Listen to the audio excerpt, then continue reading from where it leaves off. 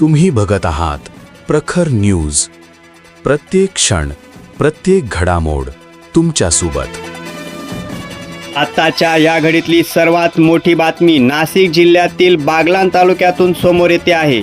बागलाण तालुक्यातल्या दोदेश्वर परिसरातील मुळेश्वर डोंगरावर एका तरुणाचा मृतदेह आढळून आल्याने परिसरात खळबळ उडाली आहे.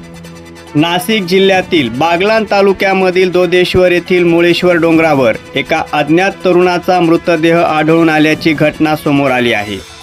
या घटनेची माहिती मिळताच सटाणा पोलीस स्टेशनचे पोलीस उपनिरीक्षक अतुल बोरसे तसेच पोलीस हवालदार गणेश गरुड, भूषण सूर्यवंशी आणि होमगार्ड रवींद्र सोनवणे घटनास्थळी दाखल झाले. पोलिसांनी घटनास्थळी पंचनामा करून पुढील तपास सुरू केलाय. काही तासाच्या आतच पोलिसांनी मृत तरुणाची ओळख पटवण्यात मोठे यश मिळवले आहे. मृत तरुण हा बागलाण तालुक्यातल्या आराई येथील रहिवासी असून त्याचं नाव विष्णू बळीराम माळी, वय वर्ष 25 असे असल्याचे समोर आले आहे. ओळख पटताच पोलिसांनी त्याच्या नातेवाईकांशी संपर्क साधून घटनेची माहिती दिली. पंचनामा आणि शवविच्छेदन प्रक्रिया पूर्ण केल्यानंतर मृतदेह नातेवाईकांच्या ताब्यात देण्यात आलाय. दरम्यान विष्णू माळी यांचा मृत्यू नेमका कशामुळे झाला याचे कारण अद्याप स्पष्ट झालेले नाही.